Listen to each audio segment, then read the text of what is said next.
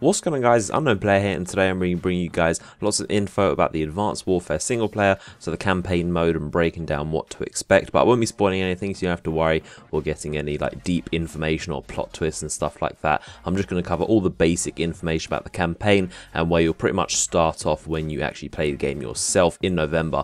Before I start, I want to say that Advanced Warfare will be at E3 this year in 3 weeks, so we'll most likely, during the Microsoft conference on the 9th of June, I'm almost certain we'll be getting an entire single player mission shown off as always, and if not, Activision will probably hold some sort of event a few days before. But either way, very soon we're going to be getting a full first person look at Advanced Warfare and a whole look at one of the missions, so I can't wait for that. I'm sure you guys are excited too. And but for a brief rundown of all the characters, IMDb, the site that normally lists a bunch of information about movies and TV shows, they also sometimes do games, and the whole cast of the Advanced Warfare kind of game and all the characters in it, they've all been listed, so we can actually see the pictures and the names of all of the characters within the game, which is pretty cool. So you can see Kevin Spacey, who is Jonathan Irons, we already knew that. We'll also see Paul Telfer, who will be Will Irons, his son, and then Russell Richardson as Cormac, which is the first guy we ever saw teased for Advanced Warfare.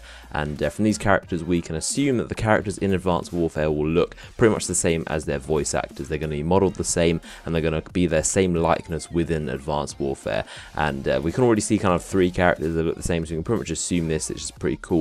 And obviously they've done the remodeling of Kevin Spacey, and there was some pictures tweeted out of Kevin Spacey doing the kind of the MoGraph stuff where you kind of work on the animation and stuff like that, and they're definitely putting a lot of effort into it, which is pretty cool. So basic summary of the story is that you are a guy called Mitchell, as you can see here, and he is friends with Will Irons, whose dad, Jonathan Irons, runs Atlas, which is a massive PMC, the biggest in the world, and this is a private military corporation. And Jonathan Irons approaches you to join his company Atlas, and because they have amazing technology like the exoskeleton suit, and obviously you do join him, and that's where the plot of Advanced Warfare will carry on. But the first mission actually shows you in a normal army fighting off some invaders, so a typical Call of Duty mission, and this will be kind of like a basic introduction to the game, so you won't have any of the cool technology. It will kind of ease you into the game and kind of get used to it. It'll probably feel and look exactly like any other Call of Duty game, very standard. And then probably a few missions after that, as I mentioned, Jonathan Irons will obviously approach you, and he will ask you to join Atlas, and obviously you will,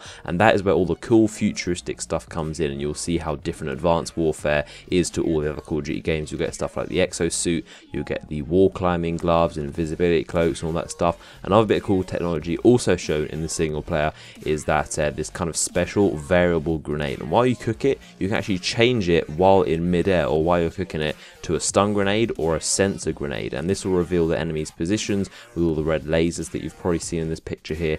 And this only works with your special visor that shows augmented reality, which is really cool.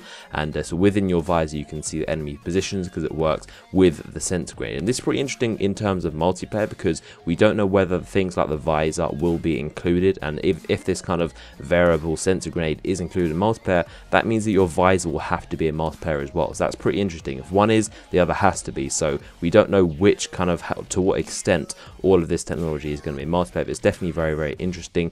And of course the single player stuff like the exosuit will be included in multiplayer as well. We pretty much have confirmation from Sledgehammer. They're saying how massively they're going to change it, and that obviously kind of hints that they are going to be including the exosuit. I'm not sure exactly whether things like invisibility and all that stuff will be included, but I'm sure there's going to be some massive changes to the core multiplayer, and we're going to pretty much get to use those in single player, which is always why it's a very good idea to play single player, because it kind of gets you acclimated to the game. And I always play single player just to kind of get used to the technology, some of the weapons, what's good, what's not, how the game feels. And this game is definitely going to be very different. So the single player is going to be a good kind of way to gauge how different it is, and that's basically kind of like a rundown of all the characters. Now the really interesting thing is the question of how do you, Mitchell, and Jonathan Irons, the head of Atlas, how do you two get along? Because the trailer seems to suggest that Irons is a bad guy, and he's almost like a dictator who with Atlas tries to destroy America, and obviously you are a part of Atlas. So are you actually a bad guy in this game who's attacking America, or do you end up turning on Atlas and Irons as well? It's very interesting, and I'm sure that the plot will develop in a really cool way, and it looks like Sledgehammer are really trying to make the story amazing, not just like a crazy die-hard action movie modes, but also have some really deep plot and kind of get you attached to the characters like we did in Ghost, because it was very emotional, and it was a lot more than simply just an action shooter game. And I can't wait to see some mission gameplay. We're very close to E3, and we're going to get a look at some some of the gameplay, and we get to see how it plays and stuff like that. Another bit of info from an interview with Glenn Schofield and Michael Condrey from Sledgehammer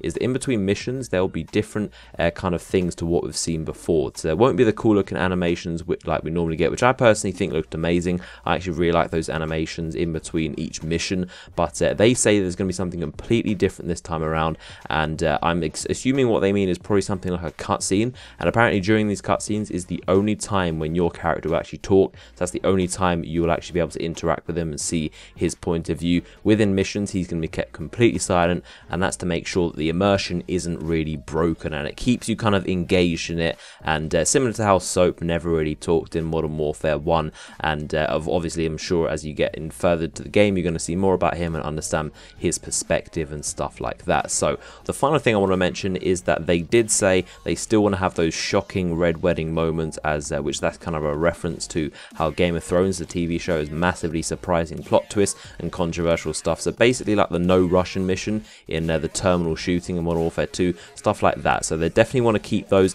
and I would definitely expect a massive kind of controversial or really like emotional plot twist in the game. So I'm really looking forward to it. I'm sure you guys are too. Remember to give the video a like if you did find it informative and you learnt something. Leave a comment below and let me know your thoughts of Advanced Warfare, the story, and what you think about it. And there's lots of videos to come soon. The DLC for Ghost is set to release on Tuesday, so look out for videos on that. And of course E3 and more Advanced Warfare coverage. Make sure you subscribe so you don't miss those videos. So I hope you enjoyed the video, and I'll see you guys later.